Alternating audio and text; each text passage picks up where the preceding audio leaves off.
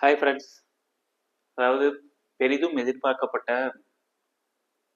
TNUSRB சொல்லக்கூடிய Tamil Nadu uniformed service recruitment board, அதாவது SI போஸ்டிங்க்கு உண்டான டென்டேட்டிவ் நோட்டிஃபிகேஷன், அதாவது notification in the sense annual planar வந்திருக்குது 2026ஆம் ஆண்டுக்கு.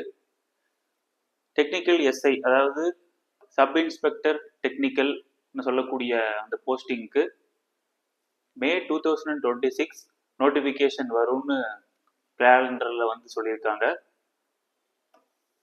ஸோ நிறைய பேர் வந்து தமிழ்நாட்டில் இதுக்காகவே ஸ்பெஷலாக படிச்சுட்டு இருக்கிறாங்க.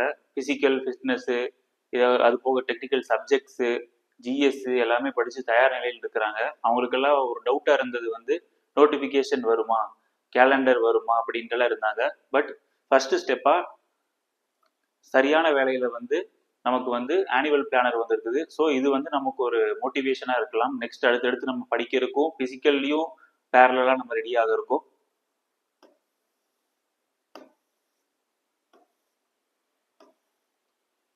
Okay, first Tamil Nadu uniform services board, Tamil Nadu uniform services recruitment போர்டுக்கு உண்டான எலிஜிபிலிட்டி ஏஜ் என்னன்னு பார்த்தீங்கன்னா 20 இயர்ஸ் கம்ப்ளீட் ஆயிருக்கணும். பட் 30 இயர்ஸ்க்கு உள்ள இருக்கணும். அதாவது 20 to 30 இயர்ஸ்க்குள்ள தான் இருக்கணும். இது வந்து யாருக்குன்னா நார்மல் ஜென்ரல் கேட்டகரியில் வர்றவங்களுக்கு. At the same time BC Muslim, MBC, other communities, அதாவது டினோட்டிஃபைடு கம்யூனிட்டிஸ் சொல்லக்கூடியவங்களுக்கெல்லாம் 32 இயர்ஸ் வந்து மேக்ஸிமம் ஏஜாக இருக்குது. எஸ்சி அருந்ததியர் அவங்களுக்கெல்லாம் 35 இயர்ஸ் மேக்ஸிமம் அப்பர் ஏஜ் லிமிட்டாக இருக்குது. டிரான்ஸ்ஜெண்டருக்கு 35, டிஸ்பியூட் விடோவுக்கு 37 இயர்ஸ். அதே மாதிரி எக்ஸ் சர்வீஸ் மேன், அதாவது 3 வருஷத்துக்கு முன்னாடி அங்கே ஆர்மியிலிருந்து வந்தவங்களுக்கு வந்து 47 வயசு தான். அதாவது டேட் ஆஃப் நோட்டிஃபிகேஷன் அறிவிக்கிறதுலேருந்து 3 வருஷத்துக்கு உள்ளதாக அவங்க ரிட்டையர்மெண்ட் ஆகி அங்கேருந்து வந்திருக்கணும் ஆர்மியிலிருந்து. அடுத்தது வந்து பார்த்தீங்கன்னா டிபார்ட்மெண்டல் கேண்டிடேட்ஸ்ன்னு சொல்லக்கூடிய ஆல்ரெடி போலீஸ் டிபார்ட்மெண்ட்டில் இருக்கிறவங்களுக்கு ஸ்பெஷலாக 20% வந்து கோட்டா ஒதுக்கியிருக்காங்க.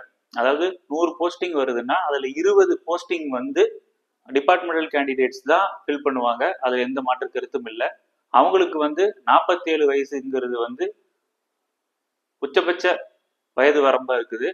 அவங்க வந்து எப்படின்னா போலீஸ் டியூட்டியில் ஜாயின் பண்ணி மினிமம் 5 வருஷமாவது சர்வீஸ் முடிச்சிருக்கணும். அவங்களுக்கு தான் இந்த கோட்டாவில் வந்து எலிஜிபிலிட்டி இருக்கு. அடுத்தது எஜுகேஷனல் குவாலிஃபிகேஷன் பார்த்தீங்கன்னா மினிமம் ஒரு செகண்ட் கிளாஸ் டிப்ளமோ படிச்சிருக்கணும். இல்லாட்டி பிஇ பிடெக் படிச்சிருந்தாலே போதும். அதாவது எதுலன்னா ஏஐசிடிஇன்னு சொல்லக்கூடிய all India council for technical education அங்கீகரிக்கப்பட்ட கல்லூரியில வந்து பிஇ பிடெக் ஏதாவது டிகிரி இல்லைன்னா டிப்ளமோ படிச்சிருந்தாலே போதும். அடுத்தது 20% போலீஸ் டிபார்ட்மெண்ட் கோட்டா. அதாவது இது யாருக்குன்னா ஆல்ரெடி 5 இயர்ஸ் தமிழ்நாடு போலீஸ் டிபார்ட்மெண்ட்ல வந்து ஒர்க் பண்ணியிருக்கணும் மினிமம். அவங்களுக்கு தான் இந்த 20% டிபார்ட்மெண்ட் கோட்டா எலிஜிபிள். அதாவது அவங்களுக்கு வந்து என்னன்னா இன்னும் ஒரு ஸ்பெஷாலிட்டி என்னன்னா அவங்களுக்கு வந்து பிசிக்கல் மெஷர்மெண்ட் டெஸ்ட், அதாவது ஹைட்டு, செஸ்ட் அதெல்லாம் பார்ப்பாங்க. அவங்களுக்கு அதெல்லாம் இல்லை. அட் த சேம் டைம் அவங்களுக்கு வந்து சர்டிஃபிகேட் வெரிஃபிகேஷன் வைவாவும் கம்பல்சரி இருக்குது. எந்த ரேஷியோன்னா சர்டிஃபிகேட் வெரிஃபிகேஷன் 1:5 ரேஷியோலையும், வைவா வாய்ஸில் அதாவது இன்டர்வியூவில் வந்து 1:3 ரேஷியோலையும் கண்டிப்பாக அவங்களுக்கு ப்ரொடியூஸ் பண்ணி தான் ஆகணும். அவங்களுக்கு ஒரே ஒரு எக்ஸப்ஷன் என்னன்னா பிசிக்கல் டெஸ்ட் கிடையாது. ஏன்னா அவங்க ஆல்ரெடி சர்வீஸில் இருக்கிறாங்க. அடுத்தது இந்த எக்ஸாமுக்கு ஃபீஸ் வந்து பார்த்தீங்கன்னா 500 rupees. யாருக்குன்னா நார்மலாக நம்ம அதாவது போலீஸ் டிபார்ட்மெண்ட் கேட்டகரி இல்லாமல் உள்ள வர்றவங்களுக்கு எல்லாத்துக்கும் 500 rupees. At the same time already அவர் டிபார்ட்மெண்ட்ல இருக்கிறாங்க அப்படிங்கிற பட்சத்தில் அவங்க ஓப்பன் கேட்டகரியிலையும் நான் போட்டிடுறேன், சேம் டைம் டிபார்ட்மெண்ட் கோட்டாலையும் நான் போட்டிடுறேன், ரெண்டுலையுமே நான் அப்ளை பண்ணுறேன் அப்படிங்கிற பட்சத்தில் ஒரு ஆளுக்கு வந்து application fee ₹1000. Next scheme of எக்ஸாமினேஷனும் டிஸ்ட்ரிபியூஷன் ஆஃப் மார்க்ஸும் பார்க்கலாம். ஃபர்ஸ்ட் வந்து தமிழ் எலிஜிபிலிட்டி டெஸ்ட். அதாவது நீங்கள் ஆல்ரெடி நம்ம தமிழ்நாட்டில் தான் தமிழ் தான் படிச்சிருக்கிறோம் அப்படிங்கிறத உறுதி செய்யறதுக்காக 100 கொஸ்டின். First 100 mark. எத்தனை நிமிஷம்? 100 நிமிஷம். அதாவது 1 hour 40 minutes. இதில் வந்து 100 மார்க்குக்கு நம்ம 40 மார்க் கண்டிப்பாக எடுத்தே ஆகணும். அப்போதான் நெக்ஸ்ட் நம்ம எழுதக்கூடிய டெக்னிக்கல் பேப்பர் ஆகட்டும், ஜிஎஸ் ஆகட்டும், அதை வந்து வேலிடிட்டே பண்ணுவாங்க. அதாவது 100க்கு 40 கம்பல்சரி எடுத்தே ஆகணும். பட் இந்த மார்க் வந்து நம்ம ஃபைனல் லிஸ்ட்ல வந்து எடுத்துக்க மாட்டாங்க. இது பேரே என்ன சொல்றாங்கன்னா தமிழ் எலிஜிபிலிட்டி டெஸ்ட். இது வந்து எப்படி நடத்துறாங்கன்னா OMR normal, not CBT, OMR sheet தான். நெக்ஸ்ட் இதுதான் மெயின் எக்ஸாம் உங்களுக்கு உண்டானது.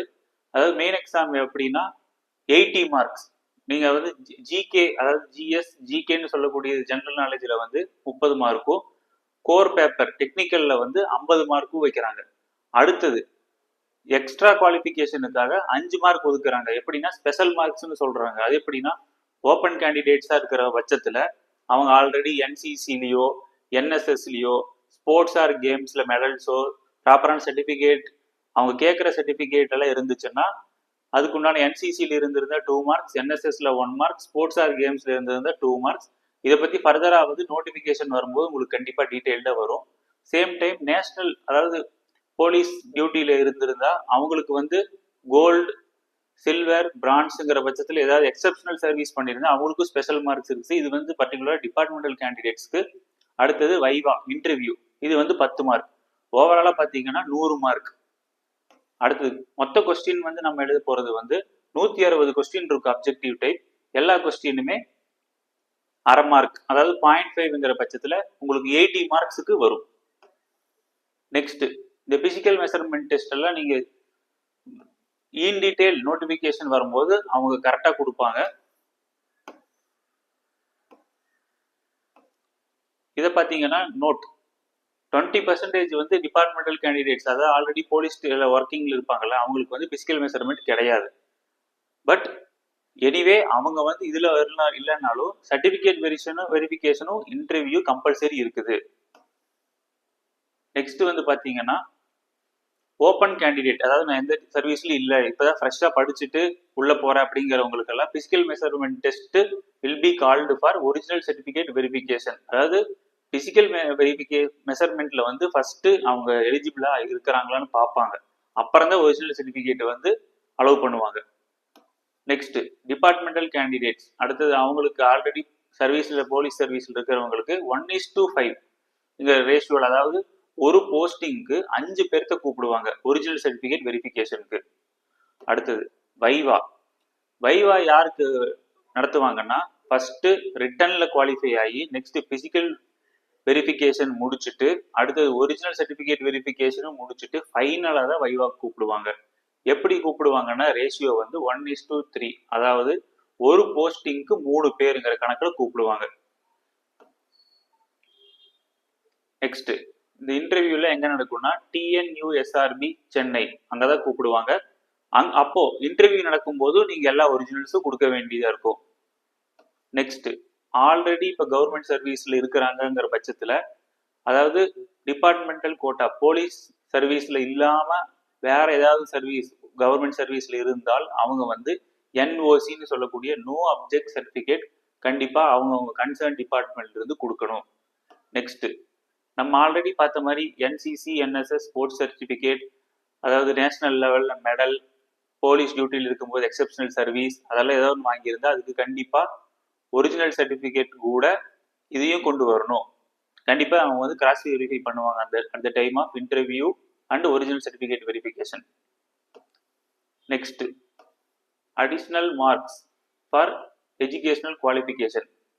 இது வந்து எப்படின்னா நீங்க வந்து உங்களுடைய மார்க்ஸ் பார்ப்பாங்க, அதை பொறுத்து எக்ஸ்ட்ரா ஒரு 5 மார்க்ஸ் ஆட் பண்ணிக்குவாங்க. இது வந்து டீடைல் நோட்டிபிகேஷன் வரும்போது தான் எந்த அளவுக்குன்னு நமக்கு தெளிவா தெரியும். Next special marks for NCC, NSS, sports games. இது வந்து நீங்க நோட்டிபிகேஷன் வரும்போது டீட்டெயில்ல கொடுப்பாங்க. அதே மாதிரி பாத்தீங்கன்னா நீங்க already departmental quota police, Tamil Nadu police சர்வீஸ்ல இருந்து நீங்க ஏதாவது மெடல் வின் பண்ணியிருந்தா அதை அவங்க தமிழ்நாடு கவர்மெண்ட் ரெகக்னைஸ் பண்ணியிருந்தா அவங்களுக்கு வந்து மேக்சிமம் 5 மார்க்ஸ் வரைக்கும் அலோகேட் பண்ண வாய்ப்பு இருக்குது. ப்ரொவிஷனல் செலக்ட் லிஸ்ட், இது வந்து நீங்க இன்டர்வியூ போறதுக்கு முன்னாடி ரிசல்ட் அனௌன்ஸ் பண்றது தான் இது, வேற எதுவும் கிடையாது. எப்படி செலக்ட் பண்ணுவாங்க, சேம் டேட் ஆஃப் பர்த், அதெல்லாம் பத்தி விளக்கமா சொல்லியிருக்கிறாங்க. நெக்ஸ்ட் 20% ஆஃப் ஆல் வேகன்சிஸ், அதாவது 100ல 20 சீட் கம்பல்சரி தமிழ் மீடியமுக்கு வந்து அலோகேட் பண்ணுவாங்க. பிஎஸ்டிஎம்னு சொல்லக்கூடிய அவங்களுக்கு மட்டும் இந்த ஃபர்ஸ்ட் ஸ்டாண்டர்ட்ல இருந்து தமிழ் மீடியம் படிச்சிருக்கணும். நாட் 10th அப்புறம் படிச்சவங்களுக்கோ இல்ல டிகிரி வந்து தமிழ்ல படிச்சவங்களுக்கோ பிஎஸ்டிஎம் கோட்டா கம்பல்சரி கிடையாதுங்கிறத கிளியரா மென்ஷன் பண்ணியிருக்கிறாங்க.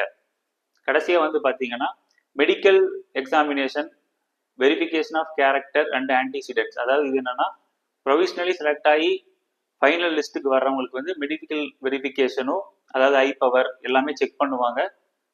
அவங்களுடைய கேரக்டர் ஆல்ரெடி ஏதாவது கேஸ் இருக்கா என்னங்கிறது வந்து கண்டிப்பா அதுக்குண்டான கான்டாக்ட் சர்டிபிகேட் மாதிரி கேட்பாங்க. ஸோ இது ஒரு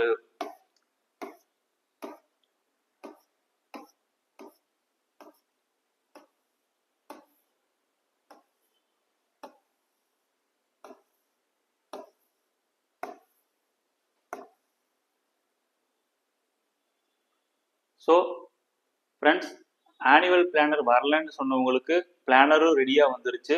ஸோ சொன்ன டைமில் நோட்டிஃபிகேஷனும் வர்றதுக்கு வாய்ப்பு அதிகமாக இருக்குது.